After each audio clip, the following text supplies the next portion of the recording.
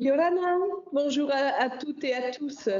Donc, Nathalie Novelli, je suis inspectrice et chef du département de l'orientation et de l'insertion.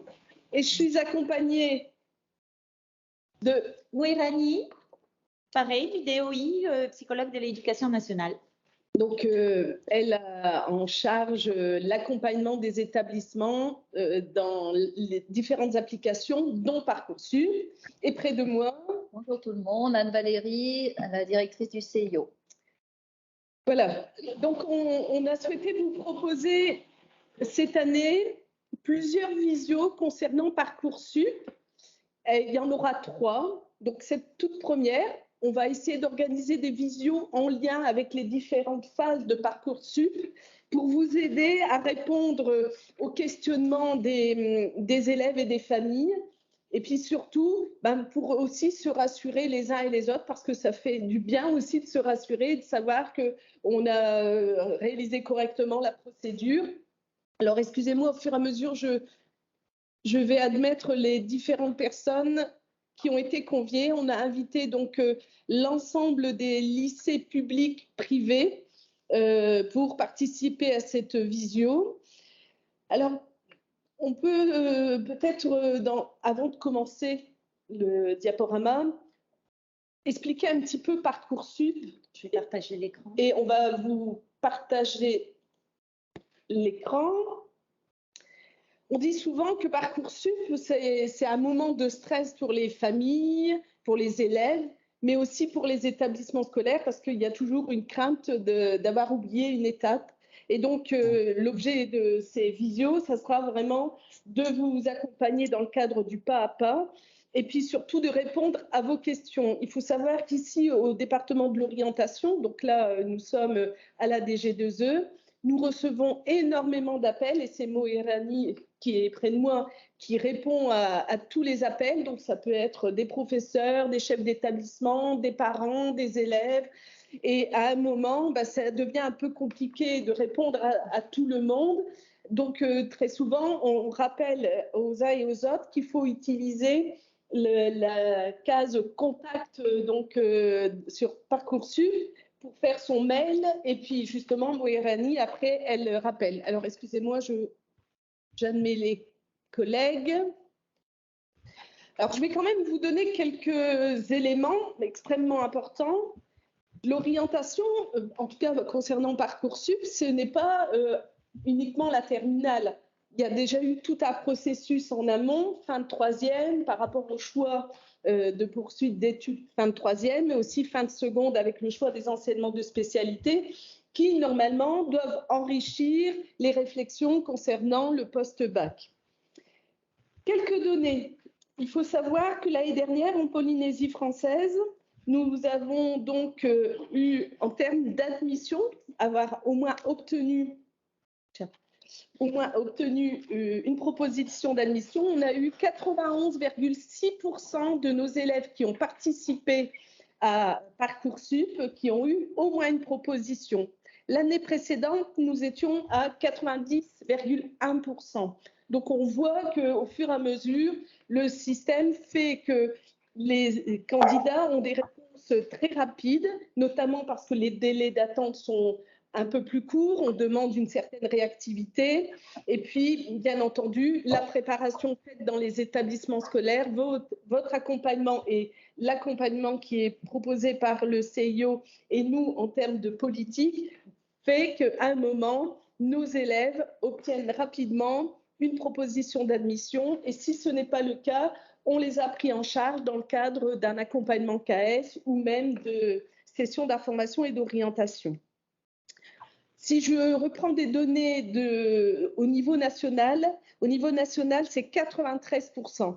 Donc, on est un petit peu en décalage, mais rien de gravissime, parce que peut-être aussi que nos élèves qui sont aujourd'hui en voie professionnelle vont faire le choix d'une insertion professionnelle. Donc, dans un premier temps, vous voyez là au niveau de votre écran les différents éléments qui vont être abordés et aussi l'ensemble des outils qui peuvent être utilisés par les professeurs au sein donc des classes et en accompagnement des élèves et des parents. Peut-être que Noé, tu veux rajouter quelque chose? Je veux juste vous demander, est-ce que vous voyez tous l'écran partagé? Oui, merci. Bonjour tout le monde. Super. Oui, merci. Ça Donc, marche. ce que je vais vous demander, c'est de couper votre son, votre micro en quelque sorte, pour que vous puissiez bien entendre ce qui va être dit, parce qu'à un moment, il va y avoir une résonance si on ouvre tous nos micros. Voilà, on va commencer et on répondra après au fur et à mesure à vos questions. Bonjour à tous, je vais juste vous présenter en fait le programme de cette première partie de formation Parcoursup. Donc dans un premier temps, Nathalie va vraiment vous remettre dans le contexte du parcours de l'élève et de la construction du projet post-bac, évidemment en lien avec Parcoursup derrière.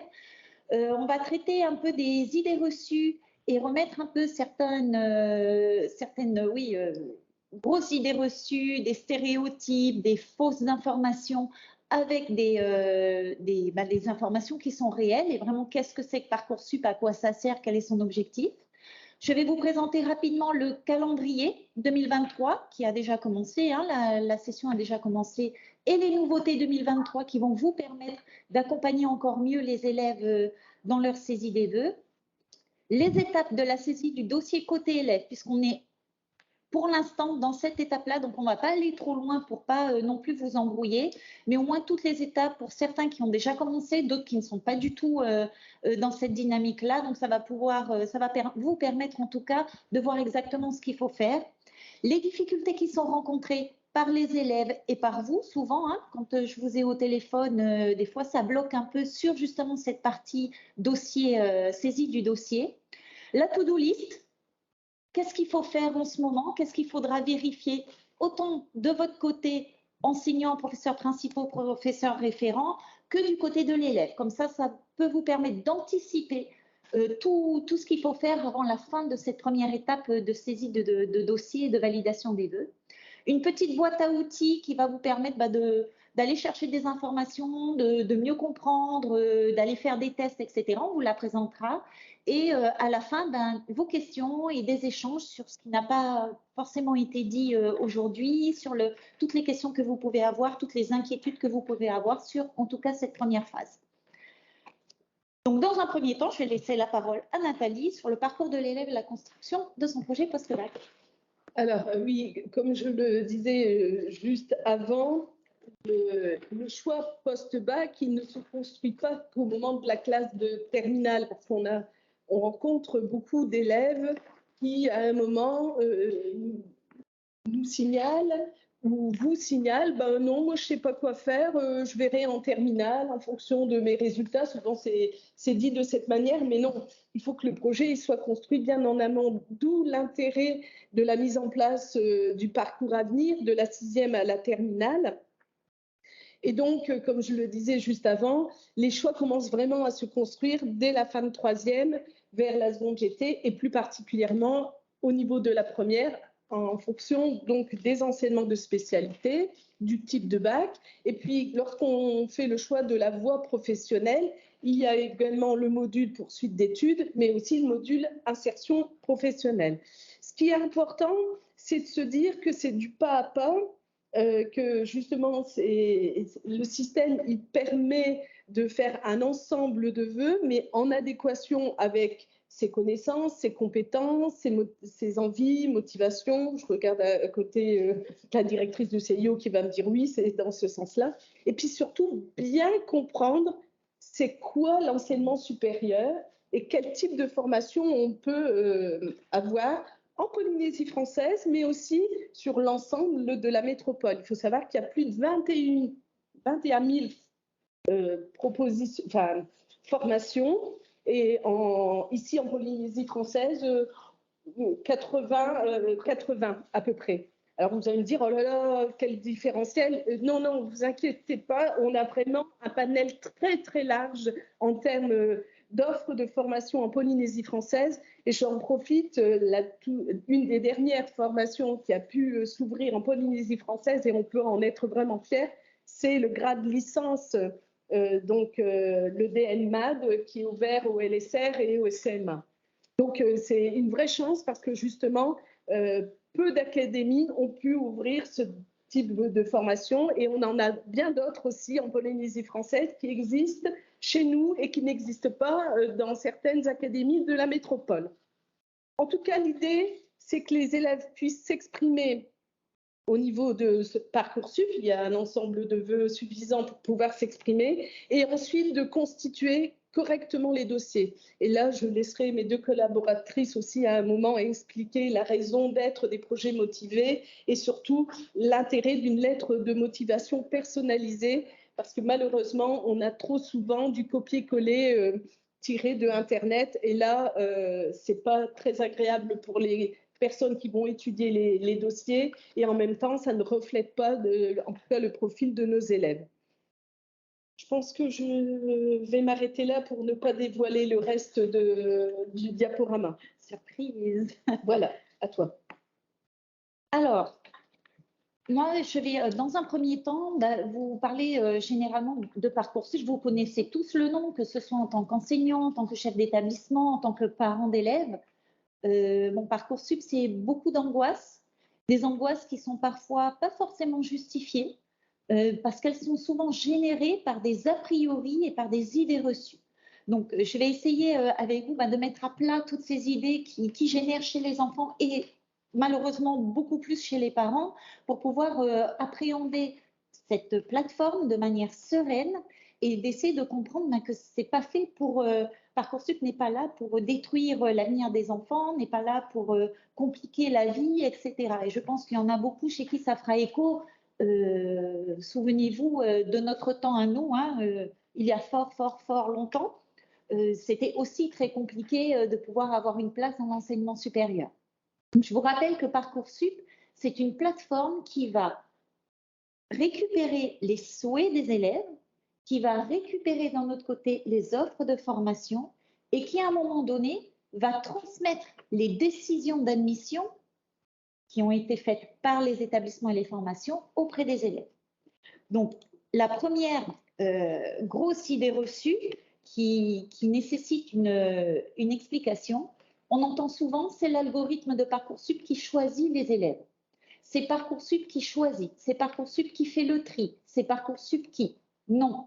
Vous voyez sur la gauche les a priori et sur la droite la réalité de ce qui se passe. Les dossiers des élèves, je pense que la plupart d'entre vous le savez déjà, puisqu'on a des formations, enfin des établissements qui ont des formations post-bac qui sont présents aujourd'hui. Les dossiers des élèves sont étudiés en CEV. Ce sont les commissions d'examen des vœux. D'où l'intérêt que le dossier soit complet sur Parcoursup pour qu'il puisse être étudié. Et ça, on verra après. L'algorithme, bien sûr qu'il y en a un. À partir du moment où on est dans une application informatisée, bien sûr qu'il y a un algorithme. Il y en a même plusieurs et ceux-là sont connus. Ils sont décidés non pas par Parcoursup, mais ils sont décidés par chaque académie. Donc, la Polynésie a décidé de certaines choses par rapport aux algorithmes. On a par exemple l'algorithme des boursiers. La Polynésie met en place un quota de boursiers par formation pour pouvoir proposer un maximum de formations d'enseignement supérieur aux élèves les moins favorisés et les moins susceptibles de vouloir aller dans l'enseignement supérieur. Donc ça, c'est un premier algorithme. Le deuxième, on est sur les taux bac pro en BTS et les taux bac technologique en BUT, donc avec les deux BUT de l'université. Là aussi, ce n'est pas Parcoursup qui décide de cet algorithme, mais c'est bien le ministère de l'Éducation en Polynésie qui décide des taux à mettre, des taux minimum de bac pro en BTS et des taux minimum de bac techno en BUT. Évidemment, tout ça en concertation avec les formations d'accueil. Et le dernier qui là va concerner un peu tout le monde, c'est le taux de non-résident. Je m'explique. Un élève de l'Académie de Polynésie va être prioritaire sur les formations qui sont en Polynésie, puisque c'est son académie. On est sur les formations non sélectives. C'est mon deuxième petit énoncé. Il n'y a pas de quota d'origine académique pour les formations sélectives et pour les filières non sélectives inexistantes en Polynésie. J'entends souvent des parents qui me disent « mais nos élèves ne sont pas prioritaires en métropole ». Oui et non. Oui, ils vont être prioritaires, c'est-à-dire considérés comme des élèves de l'académie d'accueil si la formation non sélective n'existe pas en Polynésie. Je prends un exemple tout bête, la licence administration économique et sociale AES, qu'on connaît généralement, qui n'existe plus en Polynésie depuis longtemps. Un élève qui fait ce choix-là à Toulouse va être considéré, le dossier va être traité comme les élèves de l'Académie de Toulouse.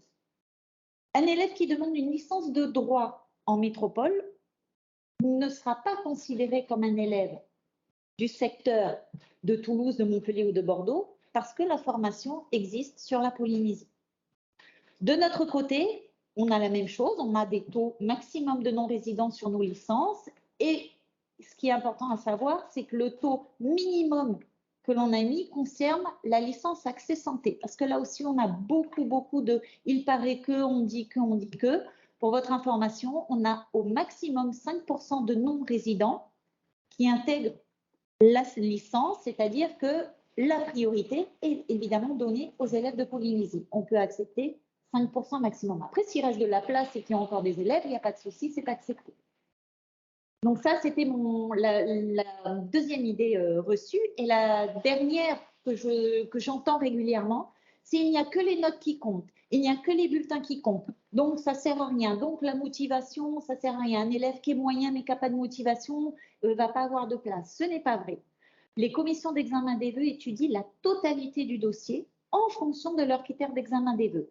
Certaines formations vont avoir un pourcentage de critères d'examen des vœux beaucoup plus centrés sur les notes. D'autres vont mettre le projet de formation motivé. D'autres vont mettre d'autres éléments qui apparaissent dans la fiche à venir, par exemple, que certains professeurs principaux la commencent à remplir au niveau des compétences transversales sur d'autres informations. Donc, il n'y a pas que les notes qui comptent. Et là, on verra ensuite, quand on ira voir justement à quoi ressemble une fiche, qu'est-ce qui se passe et quels sont les critères d'examen des vœux. Donc là, on est vraiment sur les grosses idées reçues. Il y en a d'autres qui vont être, je ne vous dévoile pas non plus, hein, je vous montrerai après quelque chose qui va vous permettre de travailler avec les élèves sur ce vrai faux qui existe au travers de Parcoursup. Donc Parcoursup est bien là pour mettre en relation les vœux et la sélection des établissements. Donc c'est un gros logiciel, c'est quelque chose qui est lourd. Nathalie vous a précisé qu'il y a 21 000 formations dans Parcoursup. On est à près d'1,5 million de candidats chaque année. Donc, c'est une grosse structure, c'est une grosse usine. Mais j'ai envie de vous dire, rappelez-vous, quand nous, il fallait envoyer le dossier par la poste en sachant qu'on n'était pas sûr que le dossier arrive et on n'était surtout pas sûr d'avoir une réponse. D'autres encore devaient se présenter la veille des dates d'inscription, faire la queue, dormir sur place pour aller récupérer un dossier sans avoir la garantie non plus d'avoir la place. Donc, Parcoursup, c'est quelque chose de gros, c'est quelque chose de lourd, mais c'est quelque chose qui, malgré tout, facilite normalement beaucoup plus la vie. Je ne sais pas si vous avez des remarques, des questions. N'hésitez pas à lever la main en haut de votre écran, qu'on puisse vous donner la parole. Sinon, je continue. On va ajouter un petit point parce que justement, tu abordais la question des algorithmes. Donc, il faut vraiment qu'on arrive à enrayer ces réflexions autour de l'algorithme qui va choisir l'élève. Non, à un moment, c'est bien une commission qui choisit par rapport au dossier. On a aussi des situations qui sont parfois un peu cocasses, c'est-à-dire qu'on peut avoir des familles et des élèves qui vont faire le choix de certaines grandes écoles en métropole. Et donc, ce sont des excellents élèves en Polynésie française avec justement un super dossier. Et on est comparé avec d'autres dossiers. Et parfois, on nous dit c'est parce qu'on vient de la Polynésie française qu'on ne veut pas de nous. Pas du tout. C'est bien la commission qui va étudier les vœux. C'est-à-dire que la machine, elle ne fait que répondre à ce qui a pu être décidé par des êtres humains autour d'un dossier. Donc, voilà, il faut aussi qu'à un moment, on comprenne qu'on a autant de chances que les autres d'aller réaliser des études en métropole, dès lors qu'elles n'existent pas ici, parce que justement, Moé vous a expliqué qu'après, il y a une question de taux quand la formation existe chez nous. Et puis, il y a aussi comment aider nos élèves et nos familles qui sont parfois le plus éloignés, en tout cas du système. Et donc, dans cet accompagnement, on aide vraiment tout le monde. C'est pour cette raison qu'il y aura aussi un temps dédié pour les parents à un autre moment, mais ça sera plus en fin d'année scolaire. Et puis après, elle vous l'a précisé, hein, il y a un taux par rapport à un algorithme concernant les élèves de bac pro vers le BTS et les bacs technologiques vers le BUT. Voilà tout ce qui existe dans la machine. Je vais compléter là ce qu'a dit Nathalie par rapport aux élèves qui demandent des grandes écoles. Là aussi, tous les ans, j'ai des parents au téléphone par message qui sont en colère parce que leur enfant a 18 ou 18,5 de moyenne, a eu un très bon résultat au bac, il n'a pas eu sa place, que ce soit Henri IV, à Louis le Grand ou autre lycée très très réputé du Mont-Sainte-Geneviève de Paris. Il ne faut pas oublier que oui, nous, on peut avoir dans un étabiissement un excellent élève, bien sûr, et ça, on ne remet pas en question son niveau, mais il est comparé à des milliers d'autres excellents élèves de métropole. Donc, c'est pas parce qu'ici, on est un petit territoire, donc on va les très très bons élèves, on va presque les compter sur les doigts de la main. Il ne faut pas oublier qu'en métropole, on est sur une académie avec près de 800 000 élèves au total. Vous doutez bien qu'il y a aussi d'autres excellents élèves. Donc, ce n'est pas la notion de Polynésie, comme l'a dit Nathalie, qui va venir bloquer. Hein. Si l'élève est 150e en liste d'attente, soyez sûr qu'il n'y a pas des élèves à 12 de moyenne placés avant lui dans ces grandes écoles ou dans ces grandes classes préparatoires aux grandes écoles. Donc là aussi, c'est de la pédagogie auprès des parents et c'est très difficile d'expliquer que oui, eux, ils ont leur enfant qui est presque sur une autre planète, mais qu'on en a d'autres, malheureusement pour nous, au niveau national, qui sont tout aussi concurrentiels, voire parfois même au-delà de ce que nous, on peut voir avec vraiment de très, très bons niveaux. Donc là aussi, c'est quelque chose, et l'intérêt, c'est là de travailler sur la stratégie des vœux, mais là, on le verra plus tard. Je vais faire là un petit retour sur le calendrier, j'ai cliqué trop vite, que vous connaissez. Donc là, on est dans la première phase du 18 janvier au 9 mars. On est dans la phase de constitution du dossier de l'élève et de saisie des vœux. Alors, quand on dit 9 mars, on est bien sur le 9 mars, date de Polynésie. Et en mars, on sera encore en heure d'hiver en métropole. Donc, ce sera jusqu'à 13 h, heure de Polynésie. Je vous invite à solliciter vos élèves de ne pas attendre le 9 mars, 10 h du matin pour saisir leur dossier et surtout saisir leurs vœux parce que, on le sait tous, au dernier moment, tout le monde y va. Donc, la connexion Internet est saturée. Quand on est sur la 4G, c'est saturé. 1,5 million de candidats qui risquent de se connecter à ce moment-là. Donc, essayez de votre côté de bien dire aux élèves de ne pas attendre le dernier moment pour la constitution du dossier. Au plus tard le 6 avril, c'est-à-dire qu'entre maintenant et le 6 avril, alors c'est théoriquement, ils ont la possibilité de valider des vœux à l'heure actuelle, c'est-à-dire des vœux qui ne demandent pas les bulletins scolaires, par exemple. Les élèves ont la possibilité de les valider à condition de finaliser leur dossier, d'introduire leur projet de formation motivé et tous les éléments qui peuvent être demandés. Tous les élèves qui font une formation sélective qui nécessite les bulletins scolaires comme les BTS, les BUT, les classes prépa ne peuvent pas encore valider leurs vœux, tout simplement parce que les établissements sont en cours de remontée des bulletins scolaires. Tant que les bulletins ne sont pas remontés, que le dossier n'est pas complet, le dossier ne pourra pas être validé. Mais les élèves ont cette année jusqu'au 6 avril. Là aussi, on est sur… alors là, pour le coup, non, on est encore sur l'heure d'hiver, le 6 avril, donc on est encore sur 13 h, heure de Polynésie. Entre le 6 avril et le 1er juin, les établissements vont récupérer les dossiers numériques, vont les étudier, vont organiser les commissions d'examen des vœux. Donc, c'est pour ça qu'il y a un temps assez long qui permet aux élèves de se concentrer un peu sur les épreuves du baccalauréat. Et le 1er juin vont commencer les premières propositions d'admission. On a bien dit les premières, ça veut dire que tous les jours, en fonction des réponses des élèves qui vont dire oui, non, peut-être, etc., eh bien, des élèves peuvent avoir des propositions, pas forcément le premier jour, le deuxième, le troisième, etc. Et les propositions de la phase principale s'arrêtent le 13 juillet 2023. À partir de ce moment-là, un élève qui n'a pas eu de proposition d'admission sur une formation, où il est toujours en liste d'attente, il y a peu de chances que cette place se libère à la rentrée. Là, généralement, ça veut dire que tous les élèves ont accepté et la plupart ont fait leur démarche d'inscription. Ça peut encore bouger, mais un élève qui se retrouve 2500e en liste d'attente au 13 juillet, il peut maintenir en attente. Hein. De toute façon, ça va être archivé. Hein. Les vœux vont être archivés et une proposition lui sera faite s'il y a vraiment des désistements. Mais là, il faut se dire que c'est la dernière, la dernière date à laquelle une proposition peut être faite. Du 15 juin au 14 septembre, donc un peu avant la fermeture jusqu'à mi-septembre, on est dans la phase complémentaire où les élèves qui n'ont pas du tout eu de proposition d'admission, qui n'ont pas saisi de vœux, qui n'ont pas fait leur dossier, qui ont eu des refus partout, peuvent repostuler, peuvent postuler sur des formations pour lesquelles il reste de la place. Donc, il y a ces deux phases. Hein. Alors, certains élèves vont se dire, bon, ben, c'est pas grave, comme je ne suis pas sûre d'avoir mon bac, je ne vais pas faire la phase principale, mais je vais faire la phase complémentaire.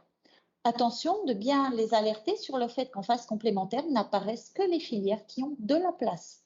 C'est-à-dire qu'on a, je vais prendre un exemple l'année dernière qui était flagrant, c'était la licence TAPS. Sur quasiment tout le secteur métropolitain d'Om-Tom, il restait très très peu de places en TAPS. Il en restait dans les îles, en Martinique, en Guyane, il en restait un petit peu, mais alors tout ce qui était Toulouse, Bordeaux, Montpellier, c'était même pas la peine d'y compter. Donc, de bien faire attention que la phase complémentaire, elle est vraiment sur des filières qui n'ont pas fait le plein. Donc, il vaut mieux, même si un élève n'est pas sûr d'avoir le bac, qu'il saisisse son dossier, qu'il fasse des vœux comme il le souhaite, et après, on verra s'il a le bac ou pas. De toute façon, Parcoursup, dès qu'il a les résultats du bac, vient annuler les propositions d'admission pour les élèves qui ont échoué au bac. Donc, à ce moment-là, faire une proposition sur celui qui est en liste d'attente. Donc, essayez d'encourager, si vous pouvez, un maximum les élèves qui sont un peu dans cette situation, parce que tous les ans, on en reçoit qui arrivent ici, qui passent au ministère. Ah, mais je n'ai pas fait mes vœux parce que je n'étais pas sûre d'avoir mon bac, mais aujourd'hui, je veux une place en BTS. Je vous laisse juste imaginer le taux de pression en BTS sur la Polynésie, c'est très, très compliqué. Parce que là, pour le coup, l'élève ne peut pas faire de vœux sur la procédure complémentaire, puisqu'on a une liste d'attente parfois infinie et qui ne va quasiment pas, les élèves ne sont quasiment pas appelés, hein, même au mois d'août. Hein. Donc, de bien travailler là-dessus avec eux, de bien faire attention aux dates. Alors là, ça va être, j'en parlerai aussi tout à l'heure, parce que c'est vraiment très, très important de ne pas rater ce calendrier. Est-ce que vous avez des remarques, des questions? Ah, voilà. Non. Il y a quelqu'un. Non, moi, je vais ajouter un point parce qu'il est vrai qu'à chaque fois, on vous précise également par rapport à la métropole parce que nous avons des familles et des élèves qui envisagent des poursuites d'études en métropole pour revenir, bien entendu, ensuite en Polynésie française. Il faut savoir que l'année dernière, nous avions 939 élèves de la Polynésie française qui avaient qui ont exprimé à un moment un vœu pour la métropole. 624 ont reçu une proposition. Alors, vous voyez, quand on dit que tout est transparent et on peut y aller sans problème, c'est déjà un beau pourcentage. Et il faut savoir que seulement 332 ont accepté une proposition en métropole. Donc, parfois, il y a aussi un delta entre la demande et puis après la concrétisation de ce déplacement. C'est pour cette raison que les collègues ici présentes avec la collègue de l'UPF, il y a eu ce travail de cap sur l'Hexagone, comment accompagner les élèves et les familles lorsqu'on fait le choix de réaliser des études hors de la Polynésie française. Donc, mais ce sont des conseils qui pourraient même être utilisés pour nos élèves des archipels éloignés qui, à un moment, viendraient se scolariser à Tahiti. En tout cas, voilà, il faut savoir qu'il y a de la demande, mais la concrétisation, elle ne se fait pas forcément. Alors, je continue sur les nouveautés 2023, alors que ce ne sont pas des nouveautés qui vont bousculer complètement la façon d'être pour les enseignants qui ont déjà fait Parcoursup les années précédentes, quand ils sont professeurs principaux ou référents. C'est quelques nouveautés qui, en tout cas à notre sens, va peut-être même faciliter la formation et surtout va encore mettre encore plus de transparence sur le processus Parcoursup global. Alors déjà, j'ai été trop vite, excusez-moi. Ceux qui ont déjà été sur Parcoursup les années précédentes, vous vous souvenez certainement que le moteur de recherche était principalement axé sur la situation géographique. C'était une carte, il fallait regarder, ça mettait du temps, etc. Alors, je vous rappelle que c'est un moteur de recherche qui est sur 21 000 formations, ce qui fait qu'il faut laisser un peu de temps aussi. Voilà, c'est pas encore parfait, mais on y retrouve facilement les informations. Donc aujourd'hui, il suffit de taper des mots-clés sans forcément passer par la carte. Vous avez la possibilité. Vous voyez, là, c'est une capture d'écran, mais après, on ira directement sur le site. Hein. Je ferai une petite manip, on ira voir sur le site. Où vous tapez tout simplement BTS Polynésie. Là, j'ai mis un exemple et vous avez la liste des BTS présentés en Polynésie, du public comme du privé. Sur la gauche, vous pouvez faire un filtre. Ne vouloir que le privé, que le public, ne vouloir que des BTS ou alors on a les études de santé, alors je n'ai pas regardé ce que c'était, je crois que c'est le BTS SP3S qui est là-dedans, il me semble. Et donc vous avez un moteur de recherche plus simple, plus intuitif. Autre nouveauté avant d'aller directement sur le site. Oh, mais il aime bien les deux fois. C'est la fiche de présentation des formations une fois que vous êtes sur une formation. Avant, c'était un peu un fourre-tout, excusez-moi le terme, hein, mais c'était un peu ça où on voyait un peu tout partout. Aujourd'hui, ils ont décomposé la fiche formation en 6 sous-rubriques qui va permettre de faciliter l'information transmise et de mettre un maximum d'informations, un maximum de transparence. Alors, je vais essayer, j'espère que je ne vais pas quitter le partage d'écran. Non, je ne l'ai pas quitté. Lorsque vous êtes sur Parcoursup, donc là, vous cherchez une formation, je vais refaire la manip avec vous. Comme ça, vous allez voir et on va regarder les 6 onglets. Donc là, on est ici. Bon, hop. Il faut que j'attende parce que des fois, je vais retaper BTS Polynésie comme ça. Voilà, à chaque fois. Excusez-moi, mon ordinateur est un peu long. Alors, je vais taper Polynésie, ça ira plus vite. Je recherche. Oui. On a 72 formations, donc on n'était pas loin. Et on a là toute la liste des formations qui apparaissent. Donc, je vais en prendre une au hasard. Je vais aller regarder la formation. Et là, voilà, vous avez les 6 rubriques qui donnent des informations aux élèves pour pouvoir avoir un maximum d'infos avant de pouvoir faire le vœu. C'est-à-dire soit pour la construction de leur projet qui peut encore, malheureusement pour certains, être en cours, ou pour confirmer le projet qu'ils font. Les informations, elles sont claires. Vous avez en haut déjà la possibilité de savoir si c'est un enseignement public ou privé, si c'est une formation sélective ou non sélective, quel type de formation c'est. Dans les caractéristiques, vous avez la journée porte ouverte qui a été indiquée par l'établissement. Une information qui est importante, et ça c'est vraiment, alors pas pour nos formations ici, mais pour certaines en métropole, vous avez des formations qui ne sont pas éligibles à la bourse de l'enseignement supérieur. Donc, ça permet d'avoir cette information-là. Autre information importante dans cette partie-là, les frais de scolarité, qui peuvent être sur aucun frais parce qu'on est dans un enseignement public, comme avec des frais qui peuvent être exorbitants, des fois dans certaines écoles de commerce, par exemple, qui font partie de Parcoursup. Et là, vous avez la formation, comment est-ce qu'elle se découpe en termes d'organisation pédagogique. Les analyses, comment comprendre les analyses, les critères d'analyse des candidatures.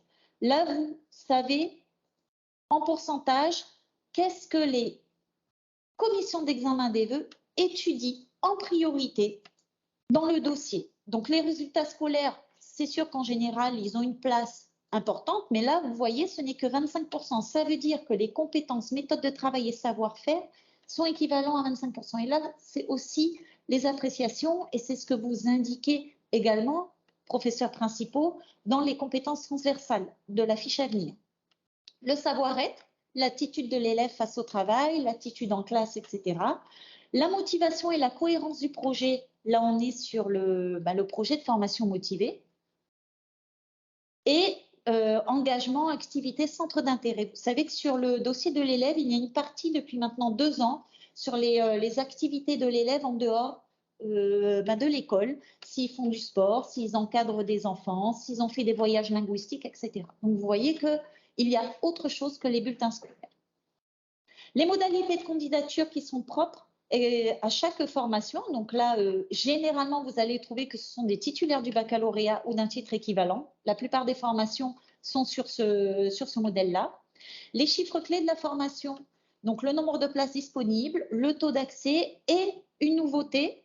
Là, vous avez le rythme d'envoi des propositions d'admission 2022. C'est-à-dire que le premier jour, 75% des places ont été prises par les élèves. C'est-à-dire qu'il y a eu 75% de propositions qui ont été acceptées. Et à la fin de la procédure principale, 100% des places ont été prises. La répartition par type de bac, donc combien en voie générale, voie technologique et voie professionnelle. Alors, les élèves en réorientation sont également dans ces statistiques-là indiqués par origine du bac, puisqu'ils ont forcément eu un bac. Une petite note de lecture qui permet à l'élève et à vous également de bien comprendre la lecture de ces graphiques. Des dispositifs, vous voyez, on parlait de l'algorithme, 35% de lycéens boursiers en 2022. Donc là, c'est au final, voilà, combien de boursiers on a pris au minimum pour cette formation. Et le pourcentage minimum de bac professionnel également en 2022. Donc là, on est toujours sur l'année précédente. Et vous avez aussi voilà, la réussite à l'insertion professionnelle des étudiants. Donc, des fois, c'est rempli, des fois, ce n'est pas rempli. Ça dépend vraiment des formations. Les débouchés professionnels sont là aussi généralement directement associés à la formation, c'est-à-dire pas à l'établissement. Donc là, on est sur un BTS. Ce sont des données qui sont souvent nationales. Et chose importante, et là, c'est principalement quand les élèves ont des questions, et je pense surtout à ceux qui souhaitent une formation en métropole, qui des fois n'ont pas réponse à certaines questions. Moi, je veux bien recevoir le message via la rubrique contact, mais je ne peux pas répondre. On ne peut pas répondre, nous, même au CIO, à la place de l'établissement quand il y a des petites questions sur est-ce que, quand il y a une sélection, est-ce que je peux faire l'entretien en visio, etc. Là, c'est directement l'établissement qu'il faut contacter avec les adresses mail, le site de l'établissement. Donc, la fiche, elle est vraiment faite pour donner un maximum d'informations. Donc, les élèves ne peuvent plus dire « je ne savais pas, je ne savais pas, je ne savais pas ». Maintenant, voilà, on est dans une transparence. Je ne sais pas si on peut faire mieux, mais en tout cas, là, ça va permettre de vous aider un maximum. Alors, je vais reprendre ma… J'étais là. Il y a quelqu'un excusez-moi. qui n'a plus le son. Ah. Est-ce que vous nous entendez, tout le monde? Oui, oui. Non, mais je pense que c'est… Oui. Oui, ok, super. Bon, je continue alors. Je vais reprendre les diaporamas. Donc là, est-ce qu'il y a des questions? Est-ce qu'il y a des questions? Oui, je ne vois pas de… Oui, non, ça c'est pour répondre à la question. Il y a des questions par rapport à cette partie. Voilà, en tout cas, le national a essayé de faire en sorte de réaliser des outils pour plus de transparence et puis justement rassurer les candidats par rapport à leurs possibilités d'admission. On voit que tout de même, en réduisant le délai de réponse, on a pu aider rapidement un grand nombre d'élèves. Et autant les premières années, quand il fallait attendre une semaine pour apporter une réponse, on se rendait bien compte qu'on pénalisait d'autres élèves qui étaient en attente. Donc là, je pense que le système va trouver un rythme de croisière qui va être vraiment très agréable pour les uns comme pour les autres et puis réduire les tensions quand on attend certaines admissions. On va continuer peut-être. On continue. Alors là, je vais juste faire un petit récap parce que je sais que, allez, on va dire, je crois que j'ai regardé à peu près 60-70% des élèves ont déjà commencé au moins à faire la saisie de leur dossier. Mais il y en a encore qui sont dans cette démarche-là et surtout, il y en a qui bloquent beaucoup. Donc, la première étape de la saisie du dossier consiste à créer le dossier de l'élève sur Parcoursup. Alors, un élève de terminale est déjà, entre guillemets, préenregistré dans Parcoursup, puisque tous les lycées ont fait une remontée siècle dans Parcoursup, et donc Parcoursup va reconnaître l'élève de l'établissement. Ce qu'on demande dans la première étape, c'est le numéro INE de l'élève, 9 chiffres plus 2 lettres. Ils l'ont tous, alors soit sur leur récapitulatif d'inscription au bac, et parfois certains établissements l'indiquent sur le bulletin de notes. Mais je sais que les secrétariats en général ont donné à tous les professeurs principaux la liste des INE, etc. Alors il peut y avoir des erreurs, mais ça c'est pas catastrophique. On va leur demander également leur date de naissance. Là aussi, bien faire attention, on a encore eu des cas d'élèves qui n'avaient pas la bonne date de naissance dans le siècle parce qu'à la base, il y a eu une erreur de date de naissance dans la pièce d'identité. Enfin, ce sont des cas rares, mais ça peut arriver. Et le lieu de naissance. Alors, cette année, on ne rencontre plus les problèmes que l'on a rencontrés les années précédentes. C'est-à-dire que le département de naissance, pour ceux qui sont nés en Polynésie, évidemment, c'est 987 comme Polynésie française. Avant, je ne sais pas si certains se souviennent, mais certains, il fallait indiquer étranger et non Polynésie. Là, normalement, c'est réglé. Je n'ai pas eu ce souci cette année. Et la commune de naissance. Là aussi, on peut avoir des erreurs où la plupart du temps, on est, ils sont nés à Papeete, mais on a des élèves qui ne sont pas forcément nés sur Papeete, mais qui sont nés à Otoroa, qui sont nés à Hitia, sont nés ailleurs. Donc là, il peut y avoir un blocage là-dessus. Donc, ce sont les premiers éléments que les élèves ont besoin pour constituer leur dossier. La deuxième étape, on est sur la vérification de l'identité des élèves. Il faut bien vérifier que le nom soit juste, le prénom soit juste. La vérification et l'ajout des représentants légaux. Alors, en général, si c'est remonté par siècle, on n'a pas de souci. Ils sont déjà préenregistrés, mais parfois, il peut ne pas y en avoir. Et à partir de ce moment-là, l'élève récupère son numéro de dossier et va saisir son mot de passe. Son mot de passe qui est personnel, il est à lui. Et c'est souvent là, ou comme par hasard, Internet s'arrête. Je ne sais pas pourquoi, ne me demandez pas pourquoi, mais on a souvent à cette étape-là des élèves qui n'ont pas noté leur numéro de dossier alors que c'est écrit bien en gros et qui n'ont pas eu le temps de saisir leur mot de passe. Dans la dernière partie, on demande l'adresse mail du candidat et l'envoi d'un code de validation.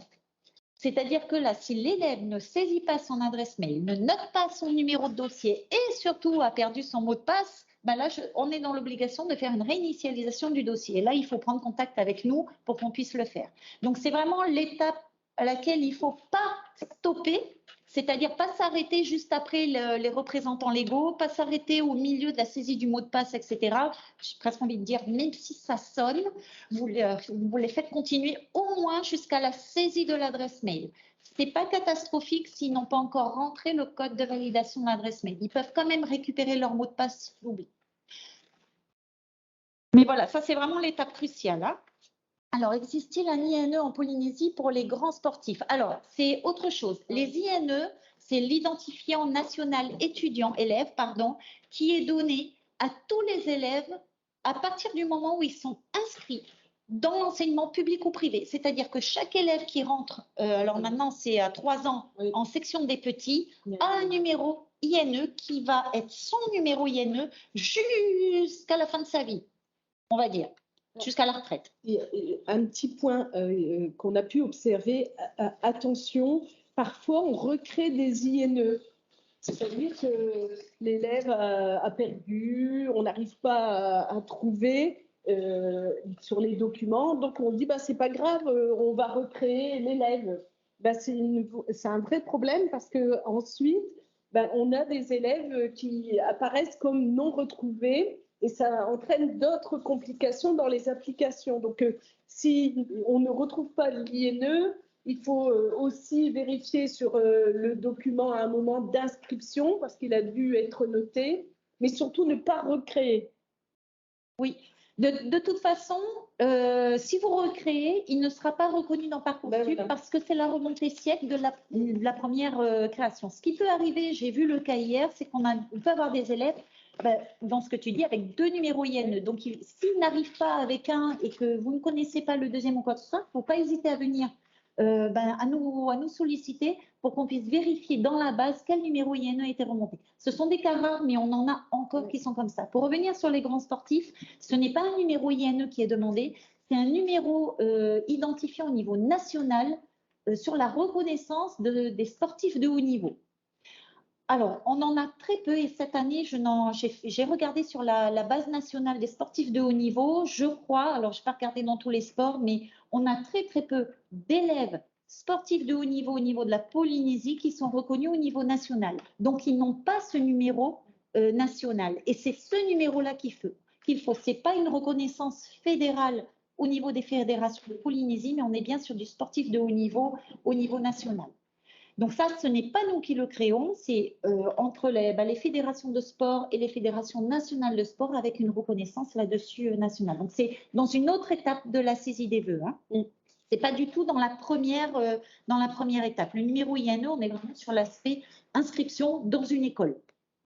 Tout simplement. J'espère que j'ai répondu à la question. Alors, la troisième étape, une fois que l'élève a fait toute la saisie de son dossier, alors il y a 10 étapes au total dans la saisie du dossier, que ça va sur l'identité, sur le fait qu'il soit boursier, sur les représentants légaux, l'activité, etc. Il va tomber sur la partie saisie des vœux. Donc là, il a accès directement à partir de son dossier au moteur de recherche, comme ce qu'on a fait, ce que je vous ai montré précédemment, où il va avoir la liste des formations dans tous les établissements, BTS, GPME, licence de droit, classe prépa, CPGE, économique et commercial général, et il va avoir tous les établissements. Il va ajouter chaque formation qu'il souhaite dans sa liste de vœux. Parcoursup est sympa, malgré tout, c'est qu'il y a un compteur, puisqu'ils sont limités en termes de nombre de vœux sur les types de formations et de nombre de sous-vœux. Donc, ils vont arriver à un moment donné, Parcoursup va leur dire attention, attention, tu as mis tes 10 vœux. Et je vais faire une petite parenthèse par rapport à ça. Hier, j'ai eu longuement une maman qui se posait la question. Attention aux formations de type licence qui ne sont pas forcément mises en sous-vœux. C'est-à-dire que si un élève demande une licence de droit, il ne va pas pouvoir faire licence de droit en haut, en vœux, et en sous-vœux UPF, Université de Bordeaux, Université de Montpellier, Université de Toulouse, etc., etc. Ça ne fonctionne pas comme ça au niveau des licences, parce que ce sont vraiment souvent des licences avec des mentions, avec des parcours, etc., qui sont différentes. Là où il y aura des sous-vœux au niveau des licences, c'est quand l'Université, par exemple, de Toulouse, propose la licence de droit au Capitole, propose la licence de droit dans son antenne à Pau, propose la licence de droit dans son antenne ailleurs.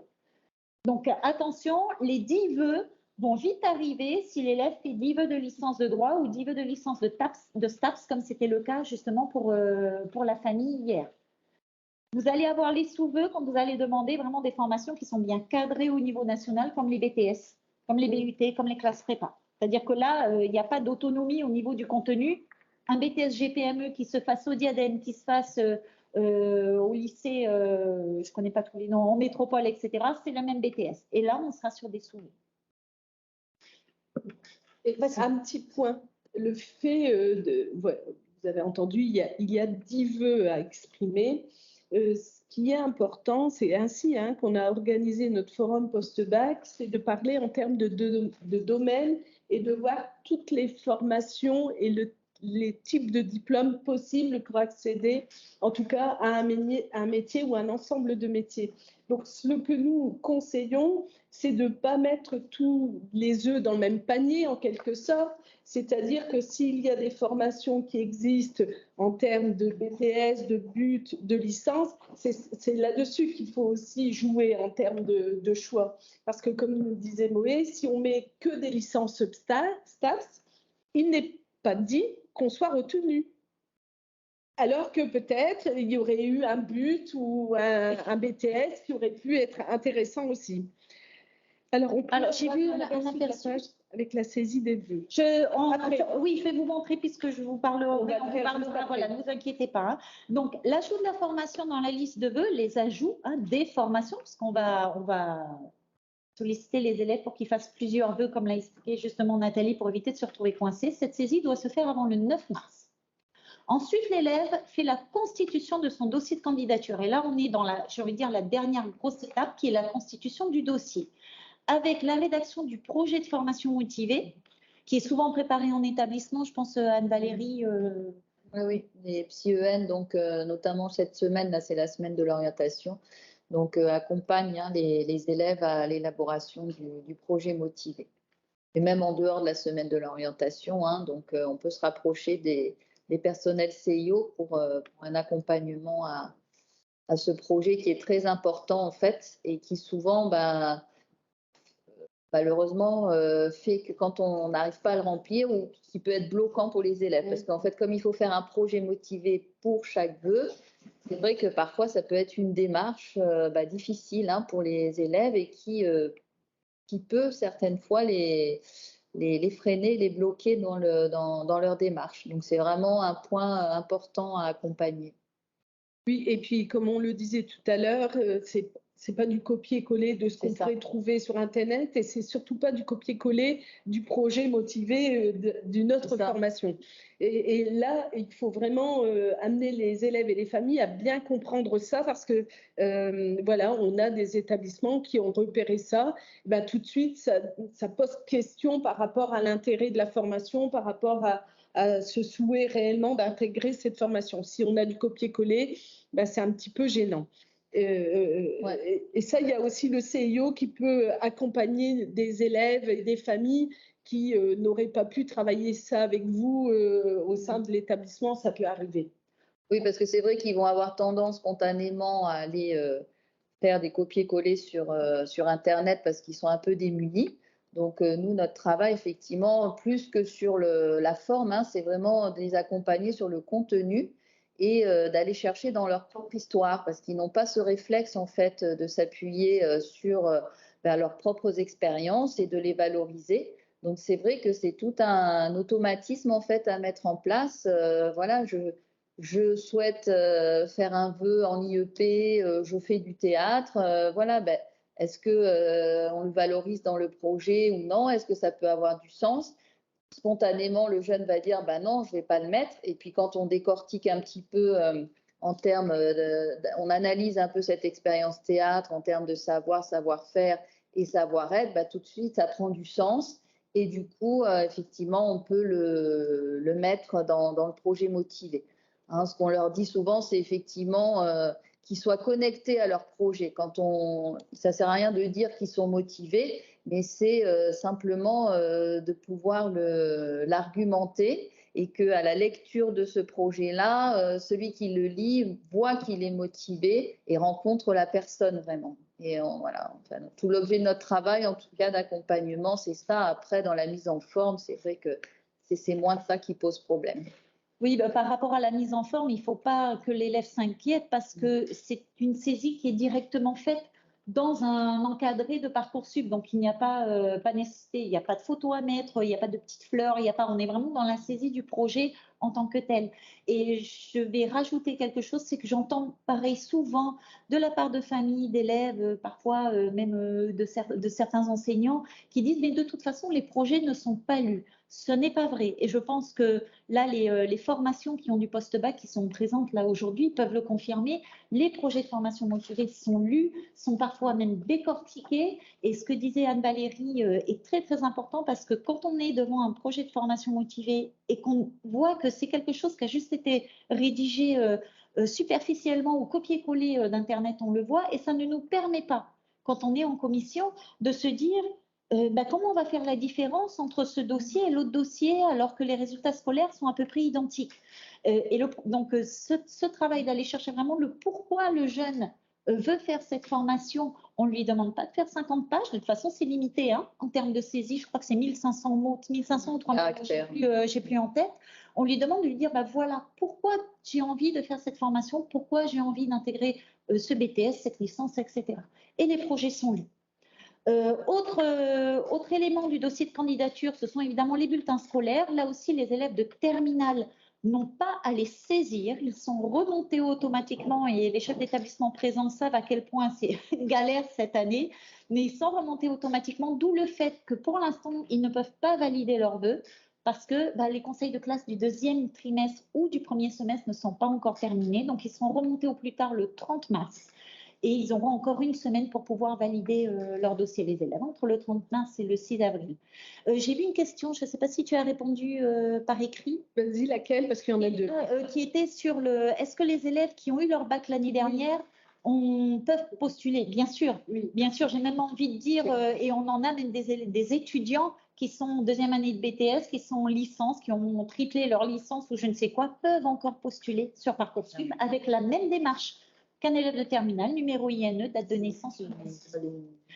Alors, le questionnaire d'auto-évaluation, là, je vais faire juste un petit aparté. Certaines licences demandent un questionnaire d'auto-évaluation qui n'est pas, les résultats ne sont pas connus.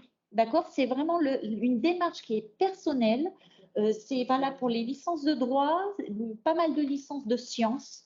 Et je crois, si je ne me trompe pas, les licences de psycho. C'est juste un questionnaire à destination des élèves qu'ils ont l'obligation d'y répondre et d'intégrer à leur dossier l'attestation comme quoi ils ont passé le questionnaire.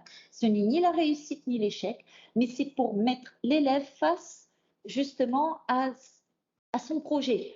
Tu vas aller faire une licence de droit, est-ce que tu sais à quoi t'attendre? Est-ce que tu connais? Est-ce que tu sais rédiger? Et donc, c'est un petit questionnaire il n'y a que l'élève qui a ses résultats, qui sait s'il a des difficultés ou pas, mais qui ne sera pas connu de la formation. Ce questionnaire d'auto-évaluation, il y a un lien, alors il n'est pas facile à trouver, ça je vous l'accorde, qui est dans la fiche formation avec le détail critères d'examen des vœux, il me semble. Il y a la fiche formation qui est là.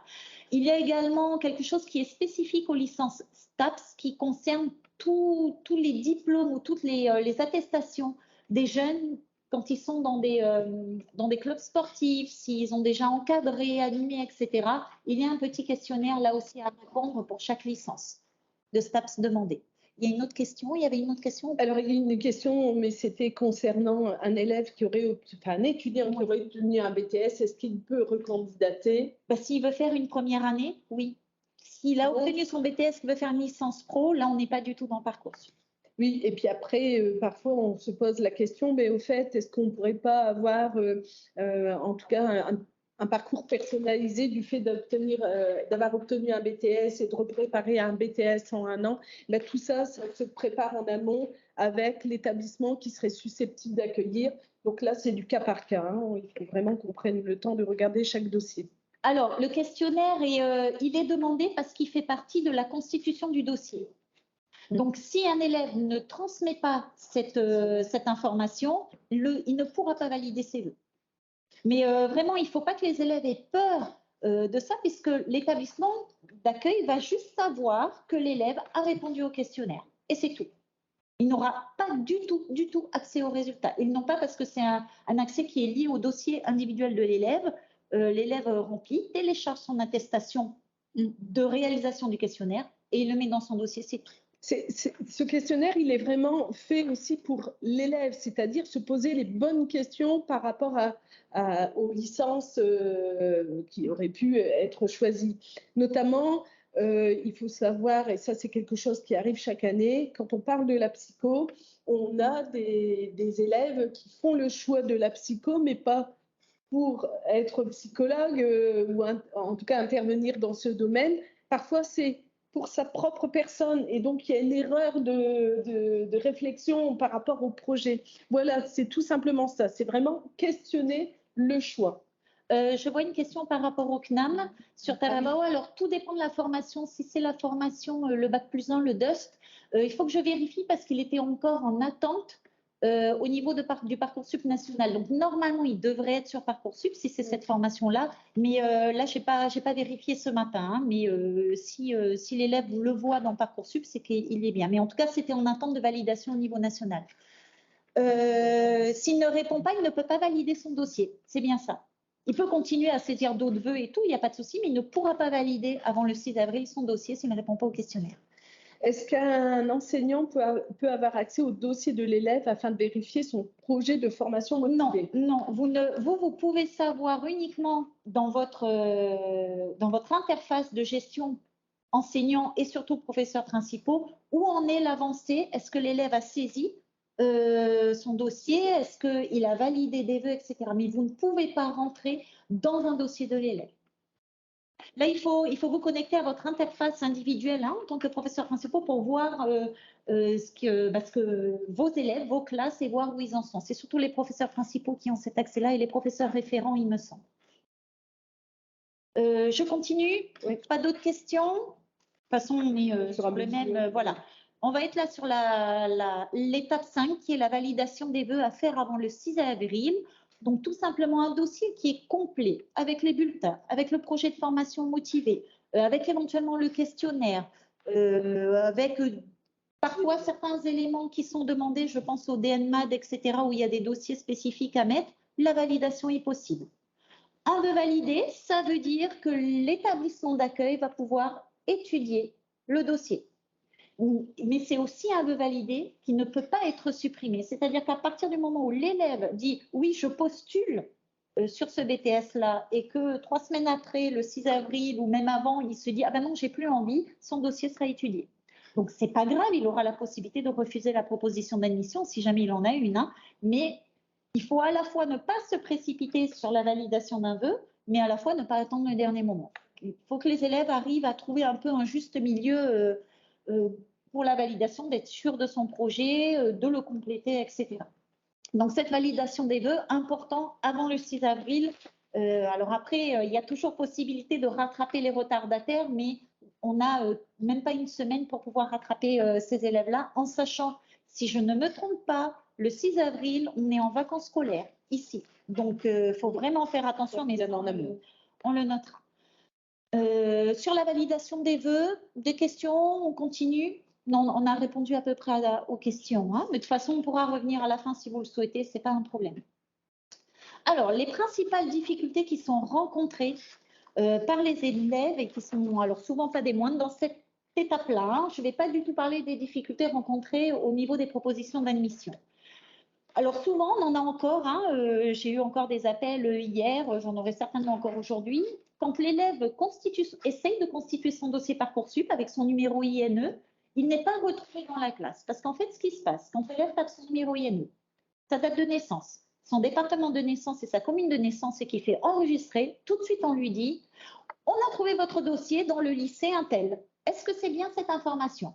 Et là, il met oui, et après, tout le dossier s'enclenche. Et parfois, on voit, ah, on a une incohérence entre les informations saisies et ce que nous, on a dans Parcoursup. Alors, souvent, c'est soit que le numéro INE, c'était un copier-coller et il manque une lettre, souvent la dernière lettre parce qu'il y a un blanc qui a été indiqué, ou soit il peut y avoir un petit souci au niveau du lieu de naissance. Comme je vous disais tout à l'heure, l'élève est indiqué dans le siècle qu'il est né à Papeete, donc c'est remonté dans Parcoursup, sauf que l'élève n'est pas né à Papeete, mais est né à Mahina. Bon, ça peut arriver, hein, c'est pas forcément à l'hôpital ou à Pire, etc. Donc c'est souvent des soucis comme ça, et souvent c'est facilement résolu. Après, il peut y avoir d'autres complications et tout. Donc là, c'est très simple, il suffit juste de vérifier les informations qui sont dans le siècle, dans l'établissement, ou auprès du chef d'établissement dans le dossier Parcoursup pour voir si c'est bien les informations que l'élève a. Et si vraiment il y a un problème, de toute façon, les établissements nous contactent. La perte des codes de connexion avec ou sans mail saisi, ça je vous en ai parlé tout à l'heure. Donc, quand les codes de connexion sont perdus avant même que l'élève ait saisi son mail dans son dossier Parcoursup, il faut nous contacter et nous on réinitialise le dossier. Par contre, si l'élève a indiqué une adresse mail, il peut récupérer ses codes, puisque l'adresse mail est dans son dossier. Donc là, il y a un petit endroit, un petit lien à cliquer, numéro de dossier et code perdu, et hop, c'est renvoyé dans l'adresse mail qu'il a indiqué dans Parcoursup. Bien regarder dans les spams, les notifications. Alors, dans les boîtes Gmail, il faut faire tous les messages, et là, vous avez tous les messages qui apparaissent, dont le message Parcoursup. Là où on va avoir un souci, c'est la perte du mot de passe de la boîte mail. Parce que oui, là, on en a tous les ans. Alors, ce n'est pas tellement maintenant, mais ça va plus être quand il y aura les propositions d'admission, que les élèves gardent bien, même s'ils enregistrent sur leur téléphone, qu'ils gardent bien quelque part noté leur mot de passe au niveau de la boîte mail. Pour l'instant, j'ai la main, moi, pour changer les boîtes mail. C'est déjà arrivé parce qu'il y a eu une erreur dans la saisie, etc. Arrivé à un moment donné, je n'aurai plus la main. Il va falloir que je contacte le national qui va devoir modifier. Donc, avec le décalage horaire, ça laisse un délai. Donc, là aussi, pas s'y prendre trop tard. Et on peut avoir des soucis de scolarité en incohérence avec la saisie de l'établissement ou avec le bac. Là aussi, il faut vérifier avec l'établissement si les enseignements de spécialité que l'élève a saisis correspondent bien aux enseignements de spécialité saisis dans siècle et remontés dans Parcoursup et correspondent bien à ce qu'il y a dans Cyclade. Là aussi, c'est des petites manips, des petites vérifications, mais on arrive facilement à résoudre. On a d'autres petits soucis qui peuvent être rencontrés, mais qui sont souvent faciles à récupérer. Et tant que j'y suis par rapport aux connexions, je vois le mot connexion, faites très très attention avec les élèves qui saisissent leur dossier, qui valident leurs vœux à partir de leur téléphone portable. Tous les ans, on se retrouve avec des élèves qui sont persuadés d'avoir validé leurs vœux à partir de leur téléphone et au final, le vœu n'a pas été validé parce que la connexion Internet à ce moment-là a bugué, la 4G a bugué et ça n'a pas enregistré. S'ils le font parce qu'ils n'ont pas le choix, ils n'ont que leur téléphone portable, qui se reconnectent 1 ou 2 heures après pour bien vérifier que le vœu a été validé. Parce que vraiment, je vous assure, s'ils s'en rendent compte le 7 avril, c'est pas grave, on peut leur donner un délai supplémentaire. Mais quand ils se rendent compte au 1er juin, au moment des résultats, parce qu'ils ne se sont pas reconnectés depuis, là, c'est terrible. C'est vraiment terrible pour le gamin qui avait préparé son dossier, mais pour lequel la validation n'a pas été prise en compte à cause de la connexion Internet et particulièrement avec les téléphones. Donc, de vérifier, de constamment vérifier, d'aller voir, j'ai validé, je retombe demain pour vérifier que j'ai bien validé. Est-ce que vous avez rencontré peut-être d'autres difficultés que je n'ai pas citées, qui vous ont un peu embarrassé et pour lesquelles vous êtes peut-être encore bloqué? Je ne sais pas. Non, a priori? Oui, alors quand on dit contactez-nous, comme je vous dis tout à l'heure, il y a un onglet sur le site contact et c'est là où il faut nous envoyer le message. Si vous essayez de nous joindre, parfois c'est impossible tant il y a d'appels et puis parce qu'on essaie de répondre à tout le monde, mais quand on fait ça, malheureusement, voilà, il y a d'autres personnes qui ne vont pas pouvoir avoir leur réponse, alors que si on a par mail, nous après on prend le temps de répondre. Ne vous inquiétez pas. Alors, presque systématiquement, le dossier est non bloquant parce que l'élève est boursier. Pourquoi? Alors, tout simplement parce que l'élève a dans son dossier indiqué qu'il était boursier et que vous devez attester de cette qualité de boursier. Malheureusement, nous, nos bourses sont des bourses du territoire qui ne sont pas remontées, enfin bref, c'est un souci technique là, qui ne vous concerne pas, en tout cas vous n'en êtes pas responsable. Donc on ne peut pas faire de remontée de liste d'élèves boursiers de Polynésie. Par contre, quand il est indiqué êtes-vous boursier du gouvernement français, oui, ça on a eu l'accord du national, il n'y a aucun souci, nos élèves boursiers du secondaire sont considérés comme des boursiers du gouvernement français. C'est très important de l'indiquer du fait des taux boursiers. C'est-à-dire qu'un élève peut très bien être en liste d'attente s'il n'avait pas été boursier, alors qu'il rentrerait dans le quota des boursiers si jamais il indique boursier. Donc, c'est non bloquant par rapport à ça. C'est que l'élève soit indiqué oui et que vous devez le certifier, ou soit qu'il a indiqué non et que vous avez indiqué oui. Donc, de toute façon, c'est juste ça. Mais c'est non bloquant, ça veut dire que l'élève ne va pas avoir des problèmes pour valider ses vœux. Quand c'est bloquant, ça veut dire que là, il y a un souci, l'élève ne pourra pas valider les vœux. C'est important ce que Noé est en train de dire parce que ça revient un petit peu à la question de l'algorithme. Quand on dit boursier, il faut savoir, je dis n'importe quoi, mais en termes de capacité. Si nous avons 30 places pour une formation sélective, eh bien, pour chaque formation sélective, il y a un pourcentage dédié aux élèves boursiers, qu'ils soient de la voie professionnelle, de la voie générale, de la voie technologique, pas de souci là-dessus. On va dire qu'il y a peut-être 5 places réservées. Et donc, à ce moment-là, eh l'élève, s'il a été considéré parmi le groupe de non-boursiers, il ne pourra pas être retenu peut-être, mais s'il avait été dans la partie boursier, il l'aurait été très certainement. Donc, c'est pour cette raison que c'est très, très important que cette ligne elle soit bien complétée par nos élèves et que vous la vérifiez, bien entendu. Et j'allais dire que c'est à ce moment-là que Parcoursup, le logiciel, intervient. C'est-à-dire que c'est à ce moment-là que Parcoursup va aller chercher 5% de boursiers. Si c'est sur 100 places voilà, et qu'il y a 5% de boursiers, va aller chercher les 5 premiers boursiers. Alors parfois, ils font partie de la liste principale, donc là, il n'y a pas de souci. Mais parfois, il peut y en avoir 3 sur la liste principale et puis 2 sur la liste d'attente. Et donc, il va aller chercher les 2 qui restent pour faire au minimum les 5%. Donc, c'est très, très important voilà, de vérifier que l'élève indique bien qu'il est boursier. Alors ça, en général, ils ont l'info, mais parfois, je suis surprise parce que des élèves et même des familles ne savent pas que l'enfant est boursier. Donc, il faut aller voir, je crois, au niveau des directions, c'est au niveau de la gestion. Je pense que c'est eux qui ont l'information pour la bourse du territoire. Je continue, on continue. La to-do list, voilà. On adore. On adore la to-do list. C'est un petit récapitulatif de ce que vous, en tant que professeur principal ou professeur référent, vous devez, entre guillemets, faire, et du côté de l'élève, ce que l'élève doit faire pour ne pas rater des échéances. Donc, du côté du PP ou du professeur référent, déjà, vous assurez de votre côté que les élèves ont bien noté leur code de connexion. quelque part dans le carnet de correspondance s'il y en a un. Alors, pas forcément sur le téléphone, parce que tous les ans, Madame, j'ai plus mes codes parce qu'on m'a volé mon téléphone. Donc, qu'ils le mettent dans leur téléphone, mais qu'ils le mettent ailleurs si besoin. Après, à vous de trouver avec eux des stratégies. Je sais que moi, il y a un moment à Papara, quand j'y étais, les élèves m'avaient même donné leur code, me dit, Madame, tu gardes avec toi au cas où. Évidemment, je n'ai pas été les chercher. Vous pouvez aussi faire ça, mais n'oubliez pas que là, il y a confidentialité, c'est-à-dire que le dossier appartient bien à l'élève. Hein.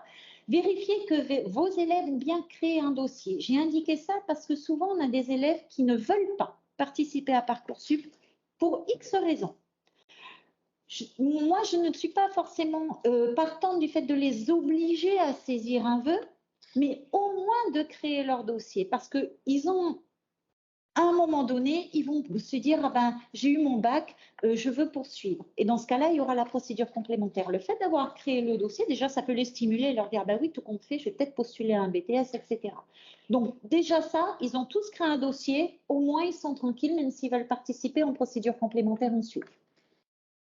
Là, votre rôle, là où il est important, c'est de vérifier que vos élèves ont bien validé leurs vœux avant la date de fermeture et surtout, comme je vous le disais tout à l'heure, avant les vacances de Pâques, vous assurez que les élèves, particulièrement vos élèves qui viennent des îles, qui viennent des archipels éloignés ou qui viennent de secteurs de vallées bien profondes de Tahiti où il n'y a pas de connexion Internet, qu'ils ont bien validé leurs vœux. Parce que là, ou au moins qu'ils s'assurent que quelqu'un pourra ou qu'il puisse avoir une connexion à un moment donné avant le 6 avril. Parce que tous les ans, on a des établissements qui sont en panique parce que les élèves ont appelé « Madame, je n'ai pas validé mes vœux, etc. mais je n'ai pas de connexion Internet. » Donc, ça veut dire que l'élève donne ses codes de connexion et tout. Et ça vient compliquer, ça vient un peu perturber les vacances parce que vous êtes en vacances aussi, hein, donc vous pouvez ne pas être sur le territoire et donc ne pas être en capacité de répondre à l'élève.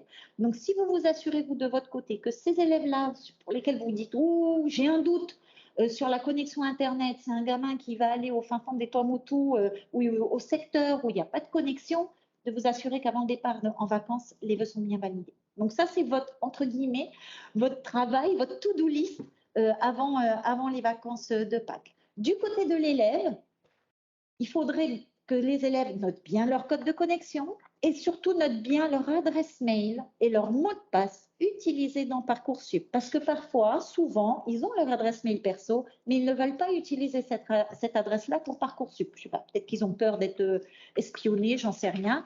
Mais comme ce n'est pas leur adresse mail habituelle, eh ben, ils perdent toutes les informations. S'ils peuvent accrocher dans leur chambre le calendrier Parcoursup, les dates essentielles sur le réfrigérateur, oui, hein, oui, le frigidaire, le réfrigérateur, dans les toilettes, où ils veulent, peu importe, qu'ils affichent au moins les dates. Attention, je dois faire ça, leur petite liste. Bien lire la fiche de formation. Là aussi, Madame, je ne trouve pas le lien pour le questionnaire. Je vous confirme, il n'est pas évident à trouver. Il faut bien lire la fiche pour trouver le petit lien. Ah, mais je ne savais pas qu'on faisait ça dans ce BTS. Ça, je ne savais pas qu'il y avait ça. Je ne savais pas ci, je ne savais pas ça. Les fiches formation que je vous ai présentées, elles sont claires, elles sont complètes, tout est vraiment ergonomique. Ils ne peuvent pas rater. Même si on est dans la génération Z, X, Y, je ne sais plus. Ils arrêtent de lire, ça je suis d'accord, mais là, c'est vraiment, vraiment important. Et surtout, ne pas attendre la dernière minute pour saisir et valider les vœux. Il ne faut pas oublier que, vu le nombre de candidats, vu parfois notre connexion Internet qui bug un petit peu, il ne faudrait pas qu'on ait le câble Renault-Téa qui se casse le 1er avril et qu'on soit bloqué pendant 10 jours parce que les élèves ne peuvent pas saisir leurs vœux. Voilà, est-ce que voilà, la to-do list, c'est vraiment des éléments, il y a bien d'autres choses à faire évidemment, mais on ne va pas non plus vous donner des ordres et tout, mais là c'est au moins pour vous donner des petites idées de ce que vous avez à faire et ce que les élèves ont à faire également pour cette étape-là. Est-ce que vous avez des questions sur ça? Alors on a eu quelques questions, j'y ai répondu au fur et à mesure. Parfois ce sont des questions, nos élèves ne veulent pas candidater cette année et plutôt l'année prochaine pour de multiples raisons. Ben oui, ils pourront bien entendu, mais là il faudra refaire tout le dossier parce qu'on ne va pas récupérer un dossier antérieur, surtout s'il n'a pas été validé et s'il n'y a pas eu de vœux. Et je rebondis sur ça parce que je pense que derrière il y a plusieurs situations. Celui qui n'a pas envie parce qu'il n'a pas envie tout simplement. Il y a celui qui n'a pas envie parce qu'il est en train de passer les sélections pour l'armée, les concours concours police, les concours gendarmes, etc. Attention, les résultats ne sont pas forcément au moment de la rentrée.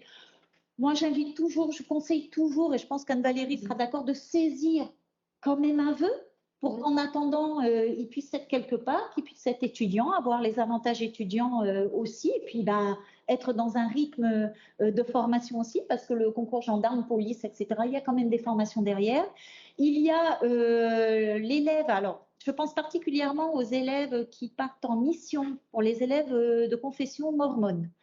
Là aussi, moi, je conseille toujours de saisir quand même un vœu au cas où. Parce que parfois, on a vu avec la crise sanitaire, tout a été bloqué, etc. Il suffit que la mission soit annulée pour que l'élève se retrouve sans rien. Quand on est sur une filière non sélective, en Polynésie, c'est moins grave parce qu'en procédure complémentaire, on a toujours de la place en licence qui se libère, mais quand il s'agit d'une filière sélective, ça peut être très compliqué. Donc, même faire un vœu au cas où. L'élève a le droit de refuser la proposition d'admission ou de démissionner de Parcoursup une fois qu'il a la garantie d'avoir réussi son concours, d'avoir la date de départ, etc.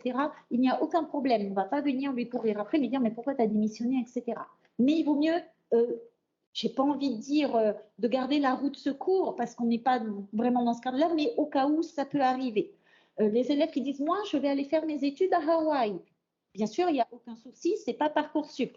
Mais on a vu aussi des projets pour Hawaï s'annuler au mois de juillet parce qu'au final, financièrement, la famille n'a pas les moyens, parce que la famille qui était censée l'accueillir ne peut plus l'accueillir, etc. Et là, on se retrouve aussi avec des gamins un peu sur le carreau parce qu'ils n'ont pas pu faire des vœux dans des filières qu'ils avaient envie de poursuivre.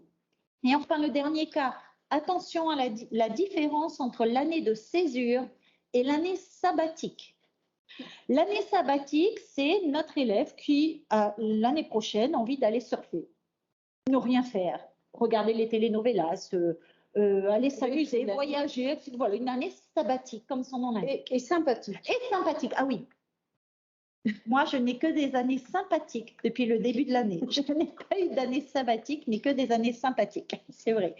L'année de césure, c'est une démarche qui est incluse dans Parcoursup. C'est-à-dire que quand l'élève fait ses vœux, il a un petit sous-onglet qui s'appelle césure. Et c'est dans Parcoursup qu'il indique qu'il veut faire une année de césure l'année prochaine. Cette année de césure n'est pas connue quand il fait des vœux et quand le dossier est traité en établissement par l'établissement. C'est-à-dire que ça ne fait pas partie d'un critère de sélection. Par contre, si l'élève reçoit une proposition d'admission qu'il accepte, il se doit de prendre contact avec le chef d'établissement et d'expliquer qu'il a fait une demande d'année de césure. Cette année de césure, elle est avec un lien pédagogique. C'est-à-dire que ce n'est pas aller surfer à Hawaï pendant un an. C'est partir faire, je ne sais pas moi, de l'humanitaire, partir en séjour linguistique, etc., mais cadré. C'est-à-dire que le chef d'établissement peut ne pas accepter l'année de césure. Donc, l'élève soit dit, bon, ok, je reviens sur mon année de césure, je fais ma formation. Soit l'élève dit, non, moi, je vais vraiment faire mon année au fin fond de l'Himalaya. Tant pis, je renonce à la formation. Si le chef d'établissement accepte, généralement, il y a une contrepartie. C'est-à-dire que l'élève, souvent, va faire un retour d'expérience. C'est-à-dire, on va lui demander de faire un blog. En admettant qu'il fait un séjour linguistique en Nouvelle-Zélande de 6 mois, il va aller travailler pendant 6 mois ou un an en Nouvelle-Zélande. Il va devoir faire un blog où il va parler de son expérience. Il va avoir un lien avec une prof d'anglais qui va de temps en temps faire une visio avec les élèves, etc. Donc, il y a un projet derrière qui fait que l'élève n'est pas en année sabbatique. Il est dans une année d'expérience qui le fait partager avec ses camarades.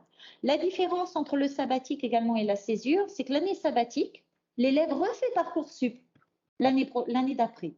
L'année de césure, une place lui est gardée pour la rentrée suivante. C'est-à-dire que l'élève, s'il veut faire la même formation pour laquelle il a eu une proposition d'admission qu'il a acceptée et que le chef a dit oui pour la césure, sa place lui est gardée l'année suivante. En première année, évidemment. Par contre, s'il veut faire une autre formation qui n'avait rien à voir avec la formation initiale, il refait Parcoursup. Je ne sais pas si j'ai été claire. Si, en tout cas, pour nous.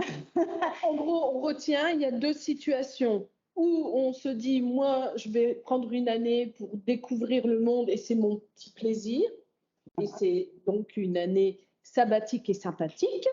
Et l'autre situation, c'est je réalise des vœux, mais je vais demander une césure parce que j'ai derrière un projet humanitaire ou autre, mais en tout cas lié à une évolution de compétences par rapport à la formation qui va être réfléchie et engagée, tout en sachant qu'il ne faut pas oublier de répondre également quand il y a les vœux, quand il y a les réponses d'admission, parce que là aussi, on a eu ce type de situation.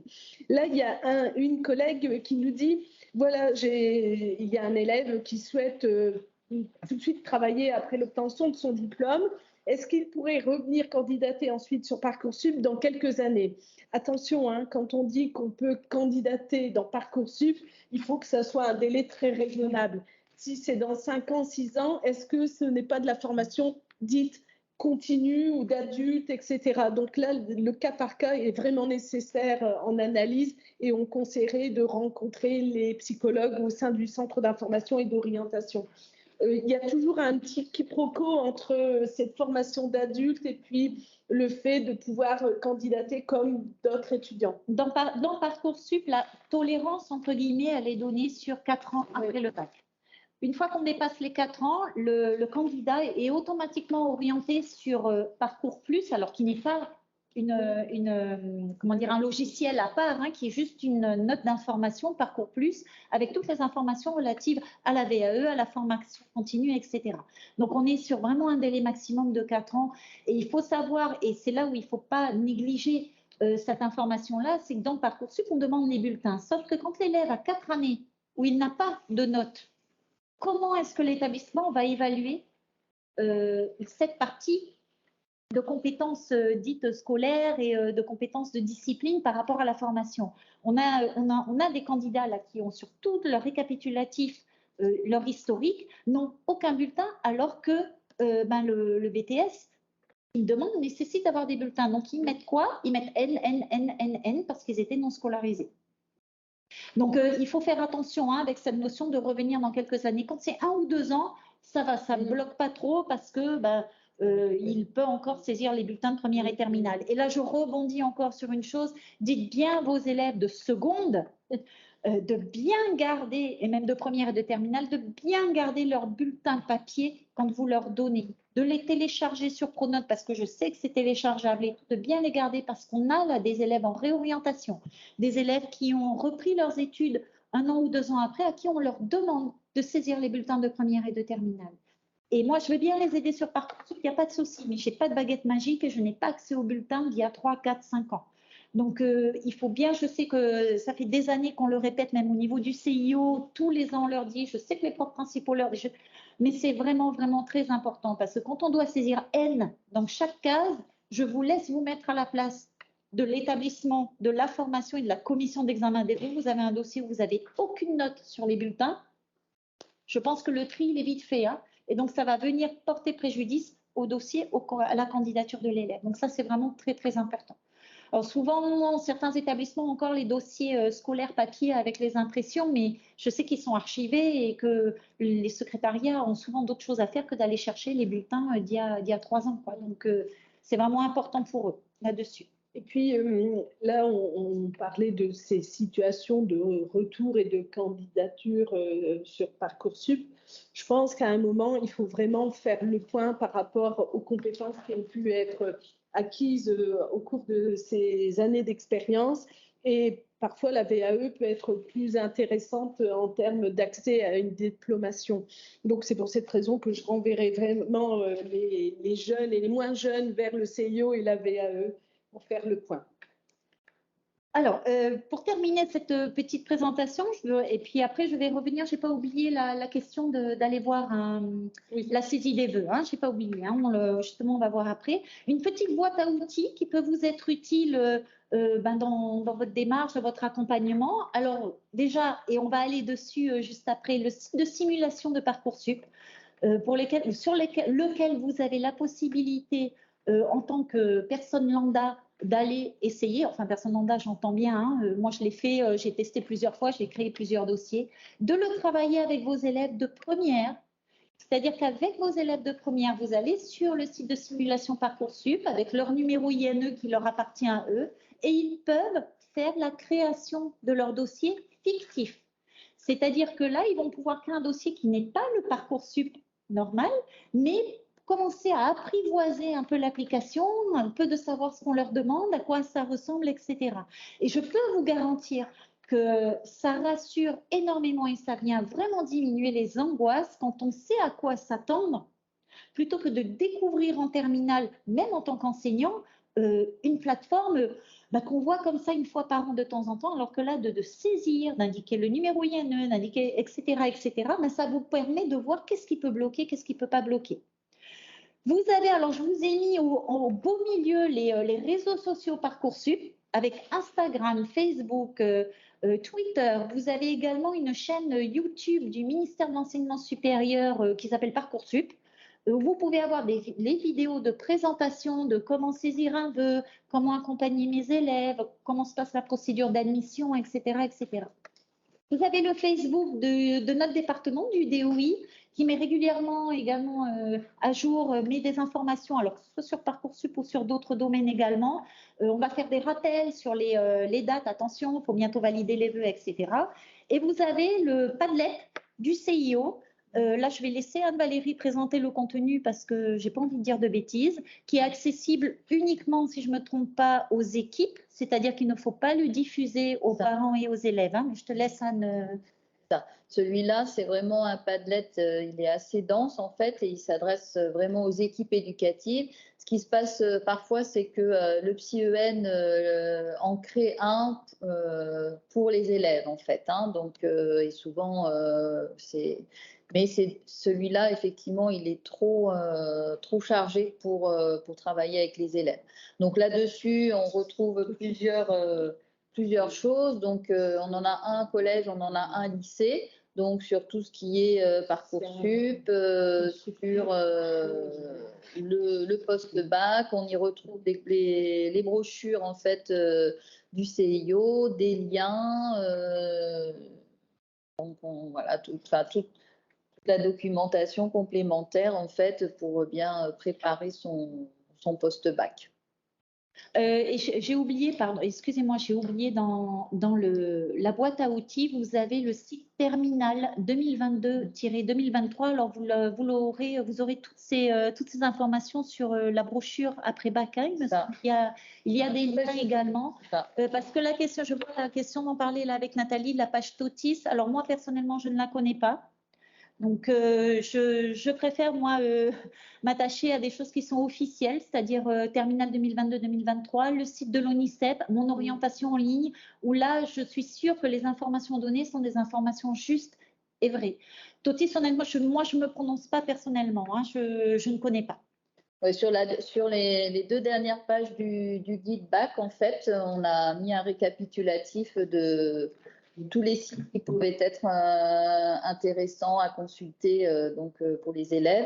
Et j'ai oublié de dire aussi sur le Padlet, on essaye de mettre toutes les vidéos suite aux tables rondes qui ont été faites au niveau de la DG2E. On a de plus en plus de la DG2E et au fur et à mesure on essaye de les mettre sur le Padlet, le lien vers le cap sur l'Hexagone, donc pour le moment qui est inactif parce qu'on est en train de le remettre à jour, mais le 27. Voilà. Le 27 février s'ouvre la première escale, donc vous pouvez toujours aller consulter la page, hein, elle est là, mais vous n'aurez pas accès aux informations liées aux escales, enfin vous verrez quand vous irez sur le site. Après, il y a aussi souvent ce qu'on conseille aux familles et aux élèves, c'est le site des MOOC, hein, qui permet effectivement, ça donne une bonne approche, donc de manière complètement gratuite, de pouvoir se familiariser avec les enseignements, donc suivre un cours de psycho, voir à quoi peut ressembler une formation en étant directement en live. Donc ça, c'est vrai que ça peut aider. Parfois même, ça peut même donner des petites attestations en fait. Hein, à la fin du MOOC, ça donne une petite attestation, donc on peut valoriser dans le projet motivé. Donc voilà, ça c'est aussi très intéressant. Et enfin, le dernier outil qui est tout nouveau, là, depuis cette année, pour encore donner, comme on vous l'a présenté là tout à l'heure, de la transparence au niveau de qu'est-ce que Parcoursup et à quoi ça sert, le quiz du vrai du faux.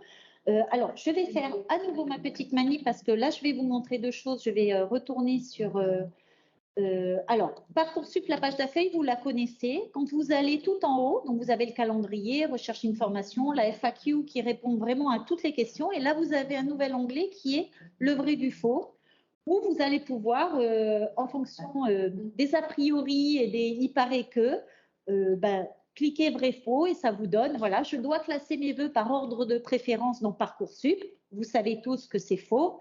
Il n'y a aucun... Et voilà, et vous avez la réponse. Et ça peut être aussi un petit outil intéressant à travailler avec vos élèves de première et même de terminale de cette année. Hein, c'est jamais trop tard pour pouvoir travailler dessus. Je vais vous présenter... Alors, le Padlet du CIO, voilà sous quelle forme il se présente, hein, de quoi on parle et tout. Alors, hop, l'ordinateur est un peu lent, mais vous avez là toutes les informations avec voilà, tout ce qu'Anne-Valérie vous a présenté. Donc, vous avez noté l'adresse, mais ne vous inquiétez pas, on vous enverra de toute façon le lien de l'enregistrement et également le lien de la présentation. Hein. Et je voulais vous montrer, c'est surtout le site de simulation. Donc, très simple, hein, l'adresse, hein, simulation.parcoursup.fr. Vous avez donc la possibilité de créer un dossier fictif ou d'accéder au dossier fictif que vous avez créé. On est vraiment dans du fictif, ne vous inquiétez pas. Hein. Donc, en cliquant ici, vous vous retrouvez exactement sur la page que les élèves peuvent voir s'ils étaient en terminale en train de saisir leurs vœux. Donc moi j'avais déjà, voilà, vous pouvez créer votre dossier 2023 fictif. Moi j'avais déjà fait des dossiers, donc je vais vous montrer parce que c'était la page de saisie des vœux, hein, qui est, hop, excusez-moi, j'espère que je ne me suis pas gourée. Voilà. Moi j'ai fait un vœu. Hein, licence de droit, parcours général, voilà comment j'ai saisi. Je vais d'abord vous montrer le détail, qu'est-ce que c'est, quelle est la page du dossier à compléter. En fait, on est sur ça. Voilà, on a toujours la fiche de formation qui est indiquée avec le rappel, comprendre et analyser les candidatures. Alors, les modalités, je vais vous montrer. Vous avez, alors non, il n'y a pas le lien ici parce que c'est le site de test. Je vais vérifier. Parce que vous avez le lien normalement vers le questionnaire. Ah si, il est là. Voilà, questionnaire d'auto-évaluation qui est ici. Dans la fiche, exactement, c'est comprendre les critères d'analyse des candidatures. Vous descendez tout en bas et vous avez le lien vers le questionnaire de droit. Je ne vais pas faire là, sinon on n'a pas fini. Hein, qui n'est pas, c'est pas juste 3 questions. Il faut vraiment que l'élève prenne son temps. Donc, hop, je reviens sur mon vœu. Projet de formation motivé, si je souhaite le saisir, je vais là et là va apparaître normalement le petit encadré, voilà, 1500 caractères maximum et je le rédige. Et ensuite, je l'enregistre.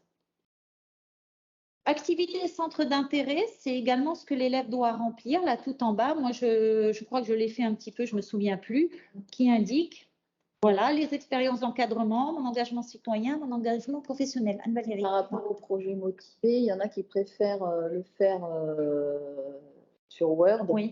Ils peuvent l'importer. Hein, non, ils peuvent faire un... Alors, attention au copier-coller parce qu'ils ne peuvent pas télécharger de documents.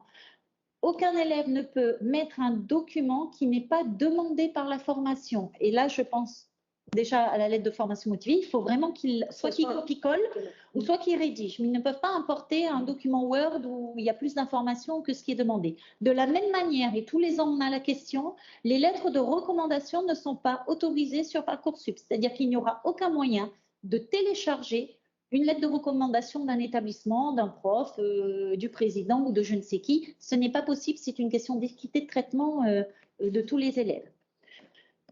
Donc là, on est sur 1, je reviens parce que je ne vais pas la saisir.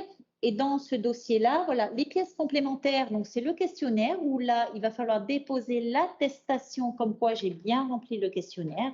Et là, pour le coup, moi, j'ai la saisie des bulletins parce que je ne suis pas dans un établissement scolaire, puisque c'est un site de simulation. Hein, mais normalement, les bulletins, au 30 mars, au plus tard, vont être remontés. Lorsque l'élève veut candidater, il ajoute une formation via la carte. Donc, on revient sur la première page de présentation là qu'on a vue.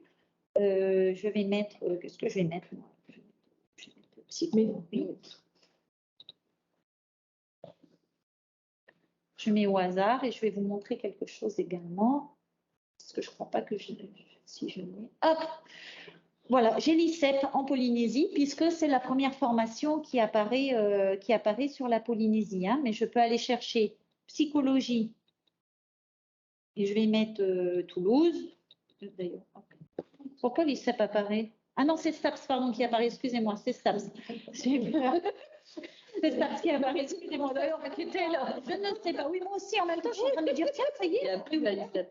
Il n'y a plus. Mais ne me demandez pas pourquoi c'est STAPS qui apparaît quand je tape psycho. Ouais. Hein, là, j'en sais rien. Je vais voir la formation.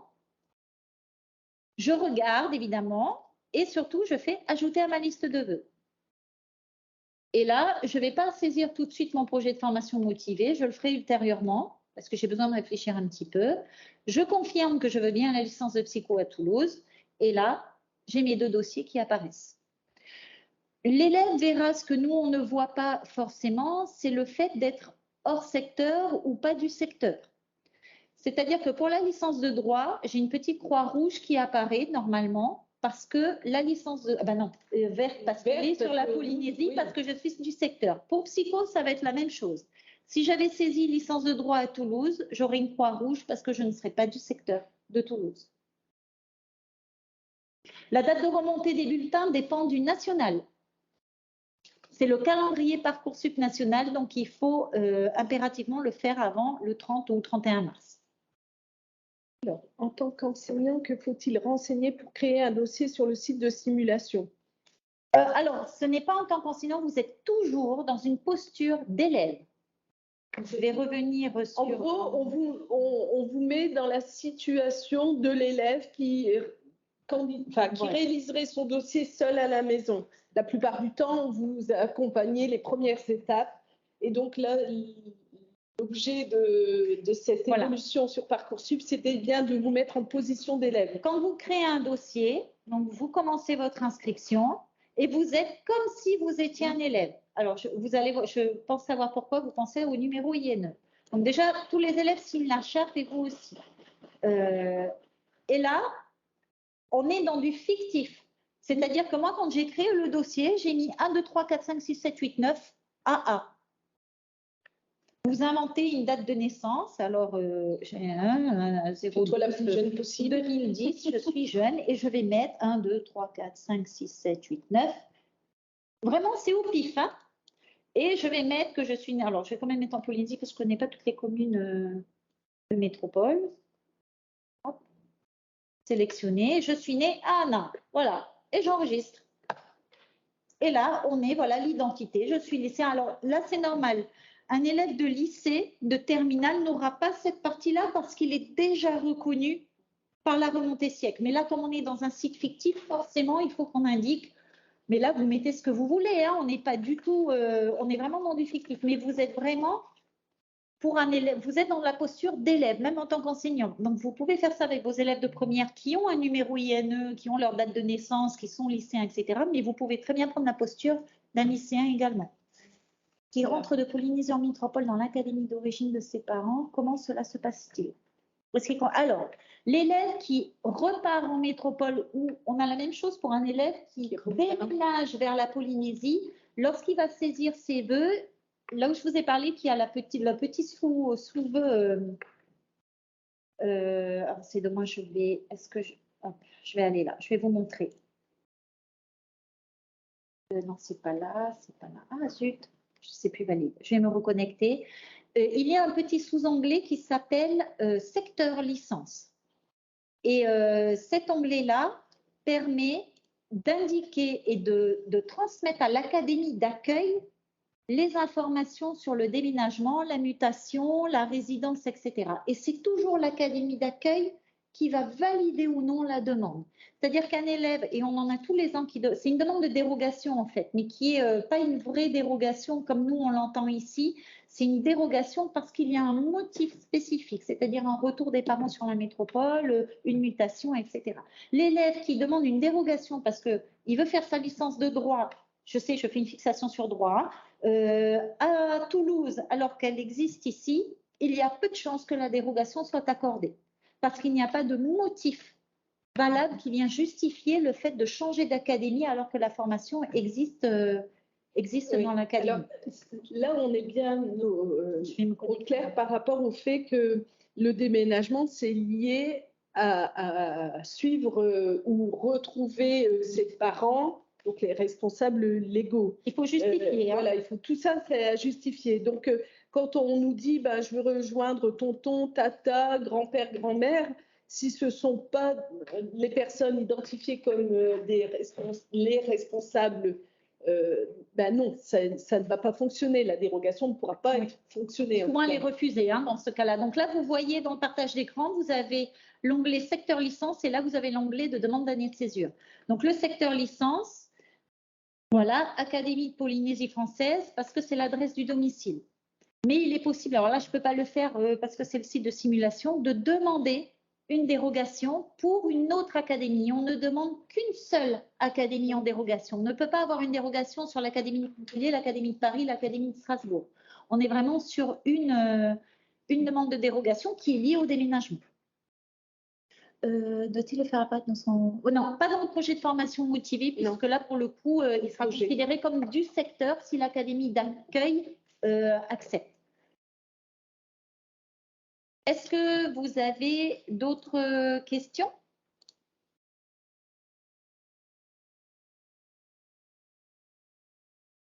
Je vous remets la page boîte à outils si vous avez besoin des liens. Est-ce que c'est valable pour toutes les formations? Non, uniquement les formations qui existent en Polynésie et qui sont demandées.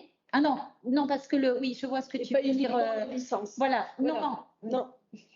Dès lors que ça existe en Polynésie française et qu'on va demander la métropole, par exemple, soit c'est une situation particulière, on rejoint ses parents ou on va les suivre, et donc ça semble tout à fait logique de demander une dérogation et d'être reconnu par rapport à la future académie. Et si c'est juste pour le plaisir d'aller en métropole alors que la formation existe ici, ce n'est pas une dérogation qui sera acceptée. On est bien sur les formations non sélectives, parce que les formations sélectives ne sélectionnent pas en fonction de l'origine du domicile ou de l'académie. La sélection se fait sur le dossier. Donc, ça ne concerne en gros que les licences, oui. C'est en gros que les licences, parce que ce sont celles qui sont non sélectives. Et les licences qui n'existent pas en Polynésie. La dérogue peut être demandée, mais il faut que l'élève sache que si c'est juste parce qu'il ne veut pas faire sa licence ici, mais qu'il veut la faire en métropole, il y a des chances qu'elle soit refusée, que la dérogue soit refusée. Est-ce qu'il y a d'autres questions? En tout cas, on revient au sujet du début.